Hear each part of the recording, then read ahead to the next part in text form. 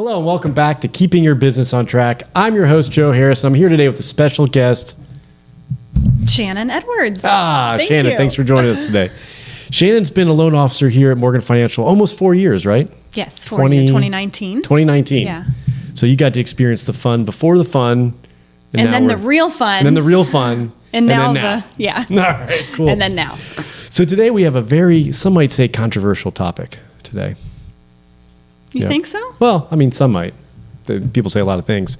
So today we're talking about the 10 commandments of mortgage lending. Oh, not the 10 commandments, Correct. Period. Correct, of mortgage lending. So Gotcha. The controversy comes in because this is not blasphemous. Right. These are just 10 things that thou shalt or shalt not do during the process of getting a loan, right? Right. Cool. Exactly. So I'll tell you just a brief history of it. You know, several years back, clients kept doing, I don't want to say dumb things, but things they shouldn't have been doing during the process that caused them lots of pain and cost us lots of work. And we wanted the transactions to go smooth. So we found this somewhere out there. I can't remember where. It's been so long. And we give it away at every transaction. You didn't come up with this. I came up with the idea to incorporate it into the... That's a great idea. Yeah. And I can't remember. It might have been some of our friends over at VR Builders, Tanya. It might have been Tanya. I'm not sure. I can't recall. I wish I could remember that far back. But 700 years before Christ. Correct. No. Yeah. It's unbelievable. But no, we're going to talk about the 10 commandments of mortgage lending and why it's important. And we're going to go through each one. Sound fun? That's right. And I brought you here today because you are an expert in these things. Thank you. I'm so excited. Cool. So why does this matter to an agent, real estate agent? We'll start there. Why does it matter to the borrower and a real estate agent? Oh, my goodness. These are things that are very commonly... They happen. They happen throughout the process. You go under contract and usually you're not closing for like a month.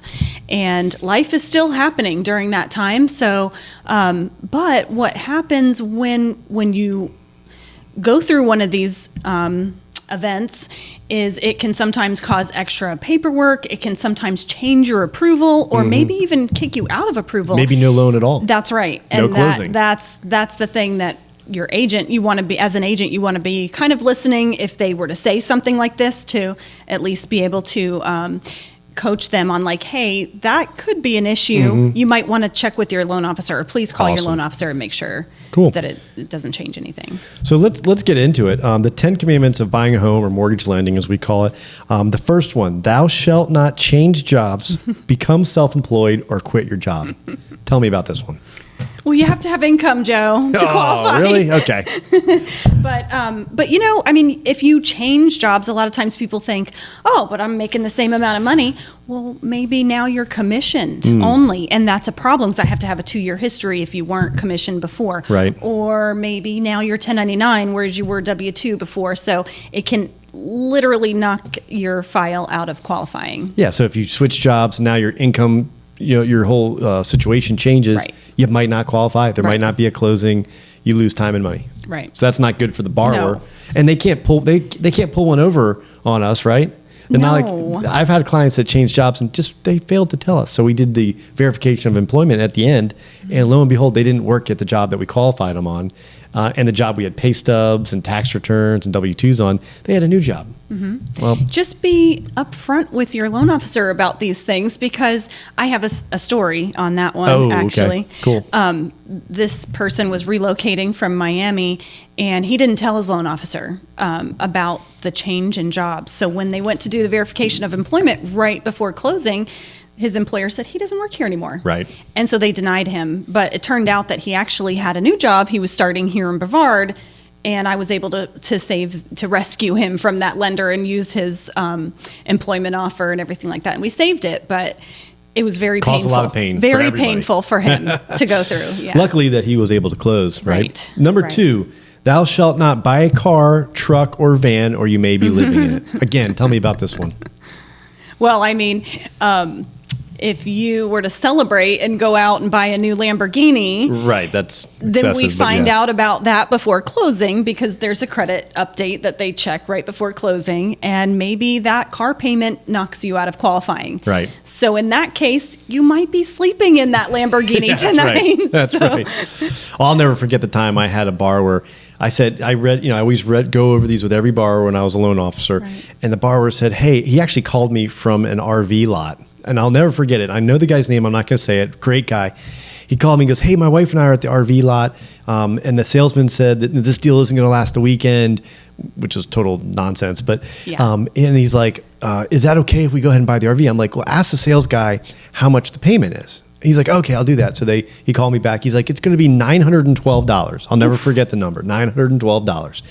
And I go, is your wife there? And he's like, yeah, she's right here with me.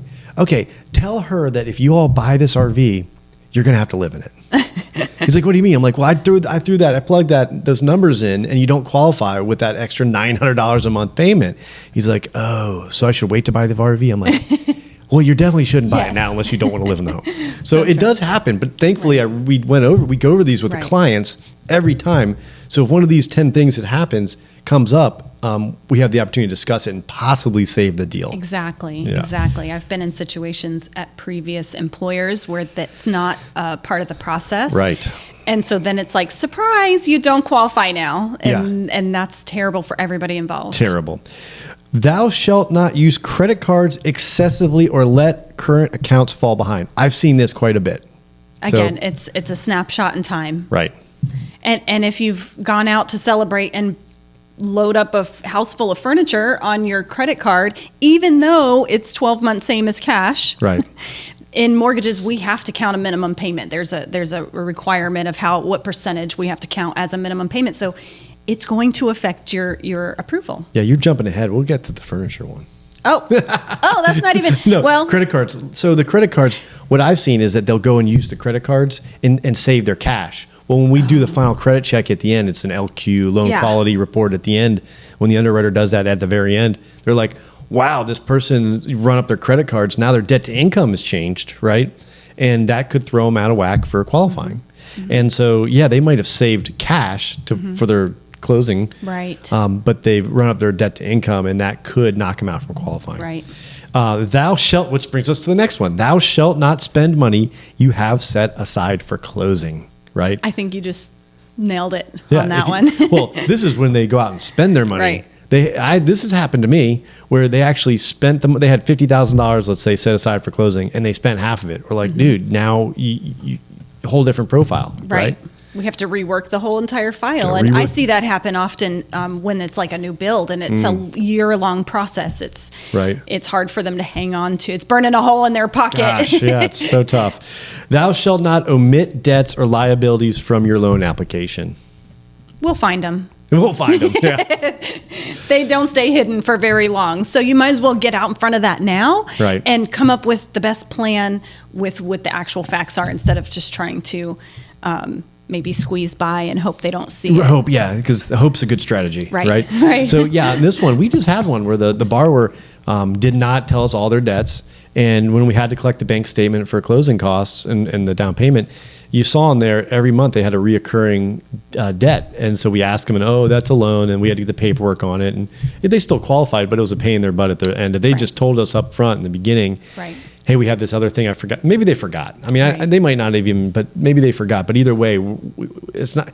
We have a responsibility to find out these liabilities, right? Mm-hmm. So if they don't tell us about one, that could be a problem. That's right. Thou shalt not buy furniture or appliances. Hey, we're closing on Tuesday, but there's a same as cash deal, right? So don't finance it. Don't pay cash for it. Don't put it on your credit cards.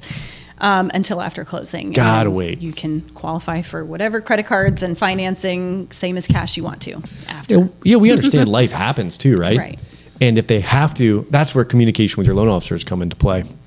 Yes. Thou shalt not originate any inquiries into your credit. No new credit lines. Correct. I mean, that kind of goes along with the same lines of a lot of the other ones we were just talking about, but there is that credit update that's checked right before closing, and if there's additional inquiries, it's going to warrant additional questions.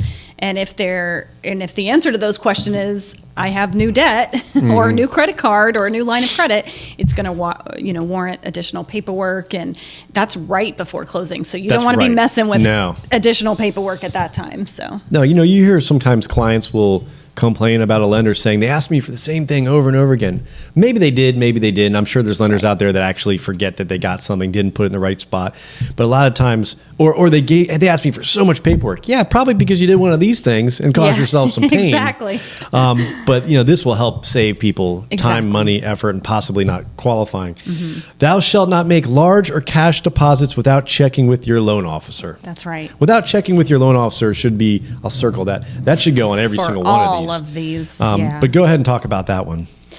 Well, so there's certain sources of funds that we can't use to qualify you. And when they're, whatever funds you're using, we do need to source where those came from, if they're from an eligible place. So if you were to sell some personal property item without calling me first, maybe you have a Rolex at home and you're going to go sell it and deposit a bunch of cash. If you haven't talked to me about that and we haven't decided on what the paper trail is going to look like, right, there might not be a paper trail. I've had that happen where they're like, I didn't have him sign a bill of sale. I don't know his name. He gave me cash. Well, I can't use that. We call that mattress money. Sure. Money that you've saved at home. A lot of people don't realize we actually have a fiduciary responsibility. Per the FinCEN Banking Act, if we see large deposits, we have to source that money. And source means we have to have a paper trail. If we don't, that could cause problems, right? Right. And if it's really big, because we're almost terrorist fighters if you really think about it. Yeah, exactly. And, no, I joke, but they're looking for financial. They're looking for nefarious or illegal activity, and we see these bank statements, and if we see a large deposit go in there, we have to ask what it's for. Exactly. Thou shalt not change bank accounts. I've seen this one. This one hurts. It's just a lot of additional paperwork and nonsense that is frustrating to deal with. Frustrating. Yeah. We want to avoid frustration, don't we? You have so many things going on. There's so many moving parts. There's not just a lender that you're dealing with. You're dealing with an agent, a realtor, or same thing, an insurance company, inspectors, multiple inspectors, and appraisers. Yes, there's surveyors, so many things going on. So then if I'm calling you every other day for more documentation, it's going to be very frustrating and feel stressful. Yeah. And we want less stress. That's not exactly.